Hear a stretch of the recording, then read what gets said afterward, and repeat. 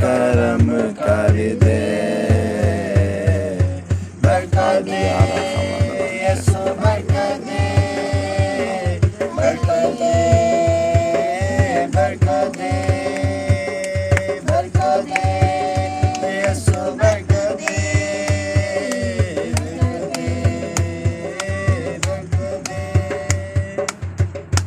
मेरे मर्ज़ का शाफ़ी है, तेरा फज़ल काफ़ी है। हालेलुया, हालेलुया, मेरे मर्ज़ का शाफ़ी है, तेरा फज़ल काफ़ी है। मेरी आँखें रोती हैं, अश्कों से भिगोती हैं, मेरी आँखें रोती हैं, अश्कों से भिगोती हैं। मुझे दामन छूने दे, बरकत दे यसु बरकत दे, बरकत दे, बरकत दे, बरकत दे यसु बरकत दे, बरकत दे, बरकत दे। तूफानी हवाएं हैं, घने गरज घटाएं हैं, हालेलुया, हालेलुया, तूफानी हवाएं हैं, घने गरज घटाएं हैं, तूफान में कश्ती है, दिन कैसे हंसी है, तू मुझको सहारा दे, बरकत दे यसु बरकत दे, बरकत दे, बरकत दे, बरकत दे यसु बरकत दे, बरकत दे, बरकत दे। हालेलुया। सब दुआ करना शुरू करें, कहें कि खुदावंद तू हमारे साथ बोल और कलाम कर। तेरा कलाम हमारी राह के लिए रोशनी और हमारे कदमों के लिए चिराग है। सब बोलना शुरू करें, बुलंद अपने गलों को खोलें, अपने मुंह को खोलें। उसने कहा तुम मांगोगे तो मैं तुम्हें कौमे मिरास में दे दूंगा, और आप उससे कलाम को मांगें। सबसे महंगा, सबसे बड़ा ख़जाना, ऐसा अच्छा हिस्सा जो आपसे कभी छीना नहीं जाएगा। बोलने के है खुदा तू मेरे साथ बोल और कलाम कर। तेरा कलाम जो ज़िंदगियों को रोशन करता है, जो राहों को रोशन करता है, जो अंधेरों को अजालों में तब्दील करता है, वो तेरा ज़िंदा कलाम है जो मुर्दों को ज़िंदा करता है। और तेरे कलाम से हम हमेशा तक जीते रहेंगे। यीशु ने कहा आदमी सिर्फ रोटी ही से जीता ना रहेगा, बल्कि उन बातों से जो खुदा के मुंह से निकलती हैं। हम ऐसी बातों से हमेशा ज़िंदा रहेंगे। हम उन बातों को सुनने के लिए तैयार रहें जो खुदा के मुंह से निकलती हैं। और खुदावंद तू गहरे तौर पर हर एक पर फजल कर, एक एक के ज़हन को खोल, एक एक के दिल को खोल, एक एक के खुदा होंठों को खोल के वो दुआ कर सकें, तेरे नाम को इज़्ज़त और जलाल दे सकें। सब दुआ करें। आपकी आवाज़ नहीं आ रही, सब दुआ करें, सब दुआ करना शुरू हों। हालेलुया, हालेलुया, सब दुआ करें। हालेलुया, हालेलुया, दुआ करें, दुआ करें, ऊंची आवाज़ में, बुलंद आवाज़ में दुआ करें। थैंक यू जीसस, तू हमारे दरमियान में मौजूद है, तू उतर आया है, तू हमें ब्लेसिंग देने के लिए उतर आया है यहाँ पर। हम तेरा कलाम सुनना चाहते हैं। हमने अपने कानों को तेरी आवाज़ को सुनने के लिए तैयार कर लिया है। हमने अपने दिल को तैयार कर लिया है। हमें सुनने वाले कान अता फरमा और समझने वाला दिल अता फरमा। हमारे दिलों को, हमारे कानों को खोल दे यीशु। Hallelujah, hallelujah. आसमानी बाप, मैं तेरी मिन्नत करता हूँ कि तू हमारे साथ बोल और कलाम कर, और तेरा कलाम हमारे दिलों को रोशन करे, हमारे ज़हनों को रोशन करे, हमारे रवैयों को बदले, हमारी सोचों को बदले, हमारे ख्यालात को बदले, हमारी ज़िंदगियों को बदले। वह तेरा कलाम हमें तब्दील कर सकता है और दुनिया में कोई चीज़ हमें बदल नहीं सकती। हम तेरे कलाम को मांगते हैं। ऐ आसमानी बाप, मैं तेरी मिन्नत करता हूँ, तू बोल और कलाम कर, बोल और कलाम कर, बोल और कलाम कर, बोल और कलाम कर हमारे साथ। हालेलुया। ऐ आसमानी बाप, मैं तेरी हुजूरी में मिन्नत करता हूँ कि तू हम सब के साथ बोल और तेरे कलाम के वसीला से हमारी सारी ज़रूरियात पूरी होती है। यीशु के कादर नाम से आमीन। थोड़ी पीछे करके ना, पीछे मेरी तरफ से आप सबको मसीह यीशु में फजल भरा सलाम कबूल हो।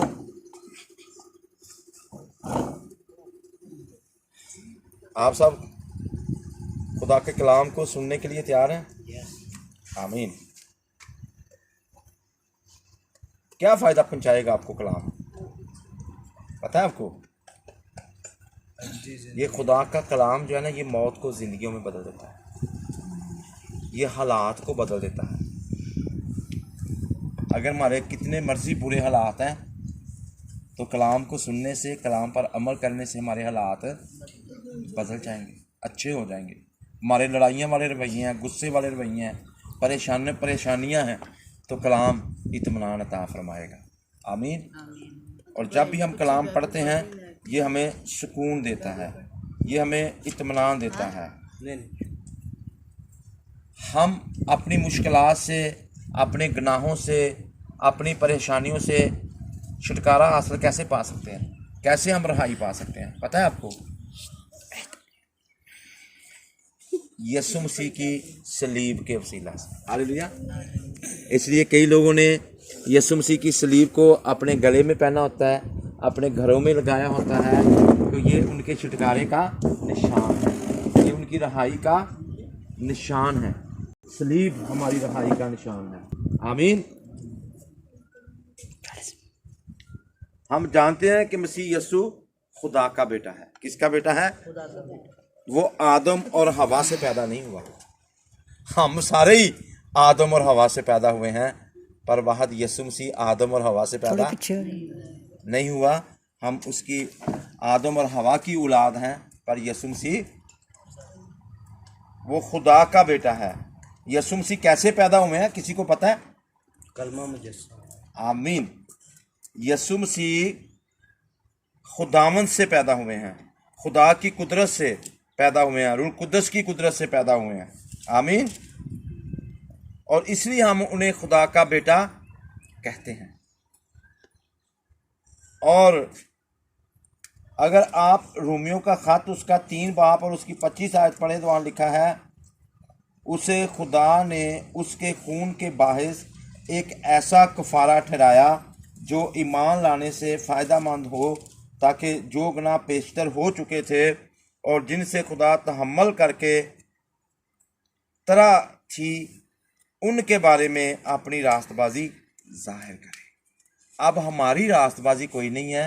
रोमियो के ख़त में लिखा है, खुदा के बेटे ने अपनी रास्तबाजी जाहिर की, और जब हम उसको कबूल करते हैं तो फिर हम भी रास्तबाज ठहरते हैं। तो रास्तबाजी का मतलब यही है, रहाई, छुटकारा। फिर हम अपनी मुश्किलात से, अपने बुरे हालात से, हर तरह की टेंशनों से, हर तरह की मुश्किलात से रहाई पाते हैं, शिफा पाते हैं, निजात पाते हैं, बरकत पाते हैं। और ये सिर्फ़ और सिर्फ मसीह यीशु में ऐसा हो सकता है, कोई और दूसरा तरीक़ाकार नहीं है। क्योंकि लिखा है, आसमान के तले ज़मीन के ऊपर आदमियों को कोई दूसरा नाम नहीं बख्शा गया जिसके वसीला से निजात पाए। आज लोग अपनी मुश्किलात से रहाई पाना चाहते हैं, अपने गुनाहों से रहाई पाना चाहते हैं। कई लोग मारे मारे फिर रहे हैं कि मेरे बुरी आदत पड़ गई हैं, मुझे नशा लगा हुआ है, मुझे गुस्सा आता है, मैं टेंशन हूँ, मैं परेशान हूँ, मेरे हालात ख़राब हैं। तो वो सलीब के तले आ जाए। हालेलुया। सलीब के नीचे इत्मीनान और सुकून मिलता है। यीशु मसीह के पास इत्मीनान और सुकून है। हर बेचैनी का, हर बीमारी का, हर दुख का इलाज यीशु मसीह के पास है। और उसने कैसे किया है? सलीब के वसीला से, और हमें रास्तबाज ठहराया है। अगर हम आज भी जो भी गुनाहगार हैं अपने गुनाहों को तौबा करें, उनको मानें, उनको तर्क करें, तो फिर वो हमेशा की ज़िंदगी पा सकते हैं। वो उन्हें मुआफ़ करके खुदा की बादशाही में दाखिल कर सकता है। आपको किसी को पता है खुदा की बादशाही कैसी होती है और दुनिया की बादशाही कैसी होती है?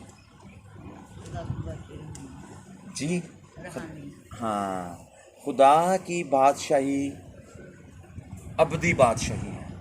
ये जो दुनिया के बादशाह होते हैं ये 5 साल के लिए बनते हैं और कई अपने 5 साल भी कंप्लीट नहीं करते तो उनकी बादशाही ख़त्म हो जाती है। लेकिन जब आप यीशु को कबूल करते हैं फिर ये दुनिया की बादशाही तरीक़ी की बादशाही है। दुनिया की बादशाही शैतान की बादशाही है। इसमें हसद है, गुस्सा है, तफरीके हैं, इसमें लड़ाइयाँ हैं, इसमें झगड़े हैं और एक दूसरे की टांगें खींचते हैं। अगर कोई कुर्सी पे बैठ जाता है दूसरी टीम लग जाती है कि इसको गिराना कैसे है। लेकिन खुदा की बादशाही में ऐसा हरगिज़ नहीं है। इसलिए आप खुदा की बादशाही के मेंबर बने, आसमान की बादशाही के मेंबर बने, और वो बादशाही कभी ख़त्म होने वाली। हाँ, यीशु ने वोट पाना है। हालेलुया, थोड़ा पीछे हो जाओ। आमीन। ਜਿਹੜਾ ਯਿਸੂ ਨੂੰ ਵੋਟ ਪਾਏਗਾ ਉਹ ਬੜਾ ਹੀ ਚੰਗਾ ਰਹੇਗਾ। ਯਿਸੂ ਨੇ ਉਹਦੇ ਸਾਰੇ ਬੋਝ ਚੁੱਕ ਲੈਣੇ ਨੇ।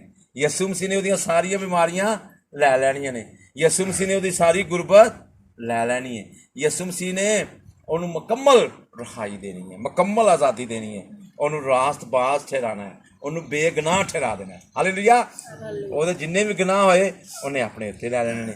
ਤੇ ਇਸ ਲਈ ਯਿਸੂ ਮਸੀਹ ਨੂੰ ਆਪਣੀ ਜ਼ਿੰਦਗੀ ਦਿਓ और यीशु मसीह दे नाल अपनी ज़िंदगी गिराओ।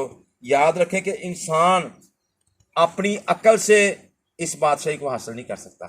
जितना मर्जी को हिकमत वाला हो, जितना मर्जी को अक्लमंद अपने आप को समझे, वो इस बादशाही को हासिल यीशु मसीह पर ईमान लाने के वसीला से मिलेगी।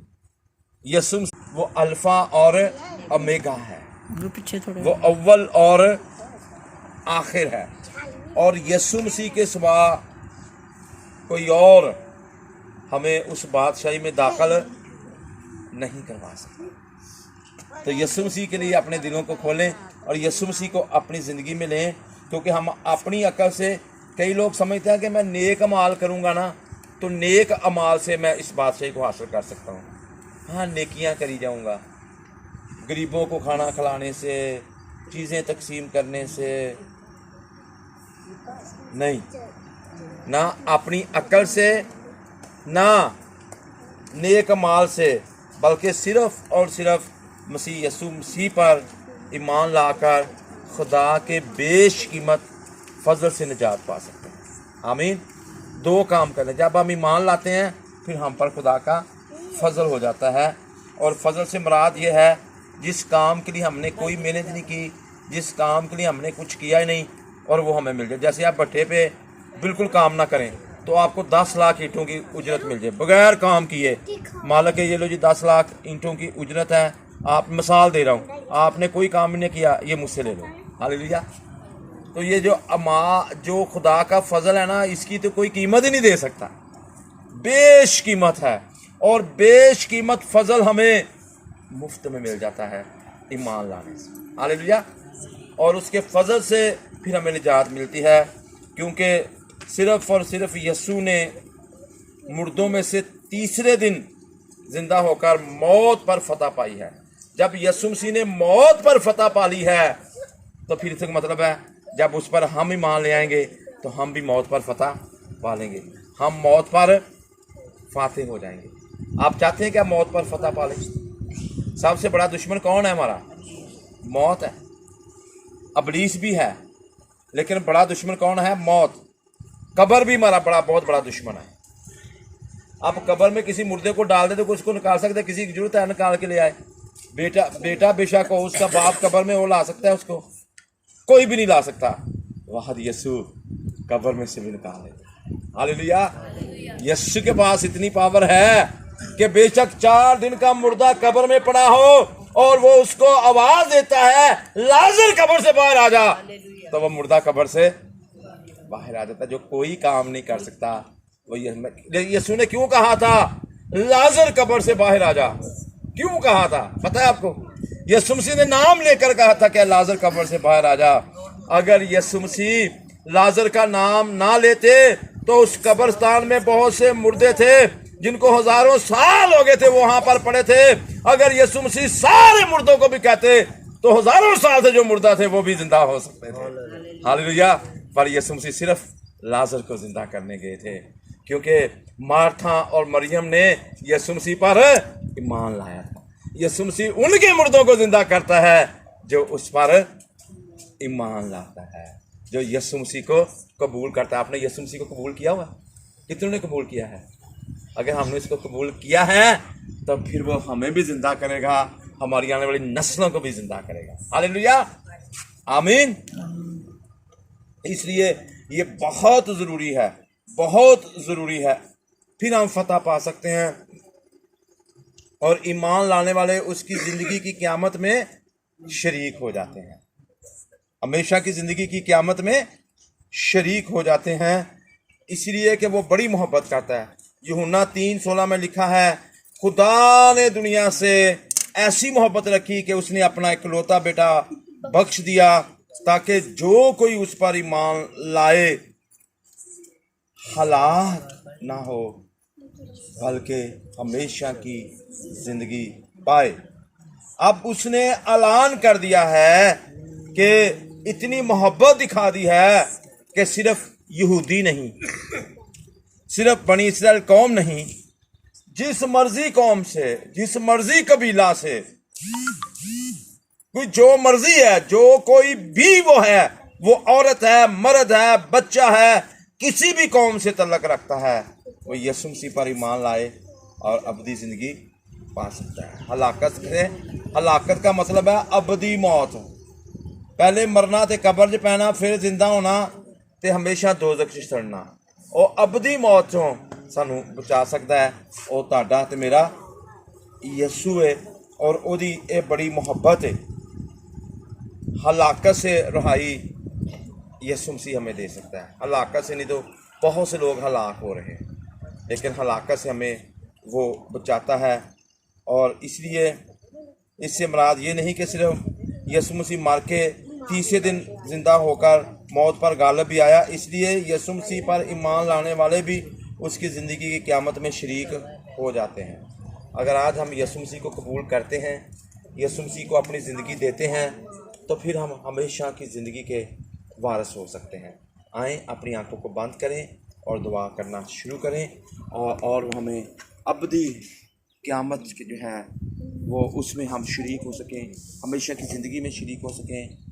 सब अपनी आंखें बंद करें और जमात में से कोई भी दुआ करे। जमात में से कोई भी दुआ कर सकता है। आज के कलाम के लिए शुक्रगुजारी करें। मेहरबान मेरे मुबारक खुदा, मैं तेरा शुक्र करती हूँ इस मौका के लिए, इस घड़ी के लिए, इस लम्हा के लिए, इस कलाम के लिए। जलाली खुदा तेरा गहरा भेद, तेरा गहरा मुकाशवा एक एक दिल में टच करे। जलाली खुदा तेरे नाम की तंजीद के नाम की मदद सराई करते हैं। क्या तुम मेरा फिदिया देने वाला खुदा है? तुम मेरे लिए अपनी जान को कोई कलवरी गुमदान पर कुचल दिया, मार खाई, कोड़े खाए, डूरी मुँह पर सतवाया। मेरी ज़िंदगी के मालिक यीशु जी, हमें तौफीक दे कि हम तेरी हज़ूरी में झुकें, किसी को अपना खुदा ना माने, क्योंकि तू मेरा जिंदा खुदा, तू अजीम कादम तेरा खुदा, तू पता लबरेज खुदा। आज का कलाम हमारी ज़िंदगी में फलगर साबित हो। 10 गुना नहीं, 7 गुना नहीं, बल्कि 100 का 100 गुना फल लाए। इतना कलाम फैले कि दुनिया के कोने कोने पर जिससे सूर्य उगता से डूबता है, दिन दिन से नाम की शायद से नाम की उड़ाई की जाए। जलाली खुदा अपने ममसूख को बड़ा इस्तेमाल करना, मेहरबान खुदा पाकू से टच करना, पाकू की ममूरी देना। मेरे जिंदा खुदा जहाँ भी तेरा कलाम सुनाई, हर एक तू एक जान पर तेरा पैरा हो, तेरे पाकू की कुदरत हो, तेरे पाकू का मसा। मेरे जलाली खुदा रहनुमाई कर, सहायता कर, रक्षा कर। मेहरबान खुदा पूरी जमात के लिए तेरी हजरत में दुआ करती हूँ। मेहरबान खुदा तेरा पाक जान हर बाबा हर बुला तेरे नाम से जाती रही जिंदगी दे मालिक यीशु जी, मेरी दुआ को सुन, अपनी हजरत में लगा। जो कुछ मैंने मांगा बड़ मांगा, बाल में मांगा, बाल जिंदा जलाली यीशु के नाम से आमीन। अभी हम क्वायर के साथ मिलकर गीत गाएंगे और